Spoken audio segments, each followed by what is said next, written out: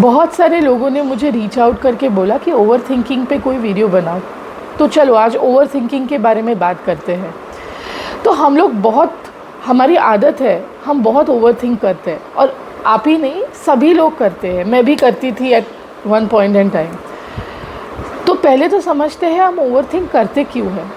हम over think इसलिए करते हैं क्योंकि हमको फ्यूचर के बारे में कुछ पता नहीं होता है, और किसी चीज़ के बारे में हमको पता नहीं होता है तो हमारे माइंड की टेंडेंसी होती है कि उसको बढ़ा चढ़ा के हमारे माइंड में प्ले करे ताकि वो हमें प्रोटेक्ट कर सके। तो माइंड का जॉब ही है हमको प्रोटेक्ट करना, राइट। तो इसीलिए हम ओवर थिंक करते हैं। पर इससे छुटकारा कैसे पाए, ये बहुत बड़ी समस्या है, राइट। तो थोड़े बहुत अमाउंट में तो हम सभी ओवर थिंक करते हैं, पर जब वो ओवर थिंकिंग इतना बड़ा हो जाए कि हमें भूख नहीं लग रही है, एंग्जाइटी हो रही है या पैनिक अटैक हो रहा है, तो फिर हमें इसके बारे में पक्का से कुछ करना चाहिए ना। तो चलिए देखते हैं ओवर थिंकिंग के साथ कैसे डील किया जाए।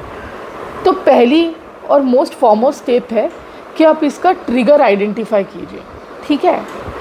एग्जाम्पल दे रही हूँ, जैसे मेरा फ्रेंड था जिसकी कोई भी रिलेशनशिप जब अच्छी होने लगे तो उसको एंग्जाइटी हो जाती थी, वो ओवर थिंक करना शुरू हो जाता था कि सब ठीक तो चल रहा है, मैं कुछ गड़बड़ तो नहीं कर रहा हूँ, लड़की कुछ गड़बड़ तो नहीं कर रही है, ऐसे उसको बहुत एंग्जाइटी होती थी।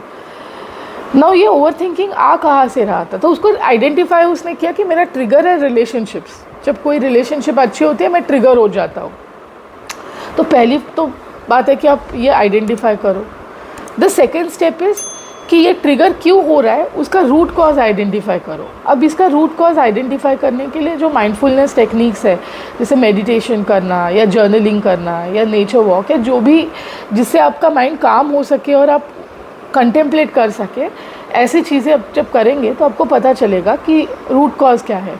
तो जैसे मेरे फ्रेंड के केस में रूट कॉज ये था कि उसने चाइल्डहुड में बहुत सारे ब्रोकन रिलेशनशिप्स देखे थे, तो उसे लग रहा था कि उसके रिलेशनशिप्स भी ऐसे ही होंगे, और इसकी वजह से वो ओवर थिंक करता था। तो उसकी जो पास्ट बिलीफ सिस्टम थी वो उसके फ्यूचर के बारे में वरी बन के बार बार उसके माइंड में प्ले कर रही थी।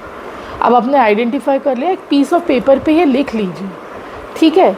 और अब थर्ड स्टेप है कि जब आप अपना डे टू डे बिहेवियर कर रहे हैं तो थोड़ा सेल्फ अवेयर बनिए, माइंडफुल बनिए, तो आपको पता चले कि आपकी ओवर थिंकिंग ट्रिगर हो रही है। तो आपको अभी ट्रिगर पता है कि आप रिलेशनशिप्स के बारे में बात करोगे तो आपकी ओवर थिंकिंग हो रही है, तो इस पर ध्यान रखो थोड़ा सा। और जब आपके थॉट्स आने लगे तो आप उसको समझो कि ये इस ट्रिगर की वजह से आ रहा है। जब हम किसी चीज़ को समझ लेते हैं तो उसको रोकना बड़ा आसान हो जाता है। फिर चौथी स्टेप है, आपको समझना है कि थॉट्स सिर्फ थॉट्स ही होते हैं, बहुत सारे थॉट्स होते हैं माइंड में, और जब तक हम किसी थॉट्स को एनर्जी के साथ फ्यूल नहीं करते उस थॉट्स का कोई मतलब ही नहीं होता है। तो इसके लिए मैंने बहुत पहले क्या किया था, मेरे माइंड में जितने थॉट्स आ रहे हैं वो हफ्ता भर लिखे थे। तो एक दिन में शायद 1.5-2 लाख थॉट लिखे होंगे मैंने। और जब मैं वो पढ़ रही थी तो मैंने रियलाइज़ किया कितने सारे यूजलेस थॉट्स हैं माइंड में, जिनका कोई आगे यही नहीं है। तो आप अगर उसको समझ लेंगे कि थॉट ही थॉट है, तो आप मतलब थॉट है, कुछ बहुत बड़ी बात नहीं है, तो आप शायद उसको कंट्रोल कर पाएंगे। और इसमें और एक बहुत बहुत ज़्यादा बड़ी बात है कि ये कंट्रोल आपके हाथ में है कि आप किस थॉट को एनर्जी दे रहे हैं, राइट। तो जब आप अपने पास्ट के बारे में सोचेंगे तो इतनी सारी वरिंग करने के बाद भी जो चीज़ें होनी थी वो तो हो ही गई है, करेक्ट। तो वरी करके क्या फ़ायदा है, बराबर। तो ये पर्सपेक्टिव होना बहुत बहुत ज़रूरी है। और पांचवी स्टेप है कि आपको जब बहुत बहुत ओवर थिंकिंग हो तो सीक हेल्प। आप अपने दोस्तों के साथ या मेंटोर के साथ या किसी के साथ आप क्लोज़ हो, उनके साथ अपना हाथ शेयर कीजिए। क्या होता है, बहुत बार बात करने के बाद हमको पर्सपेक्टिव आ जाता है, तो बात करना बहुत अच्छी बात होती है किसी के साथ, शायद उससे हमारा माइंड अपने आप ही काम हो जाता है। तो आप ये टेक्निक्स ट्राई कीजिए और मुझे बताइए कि आपके ओवर थिंकिंग में इसकी कोई हेल्प हुई कि नहीं।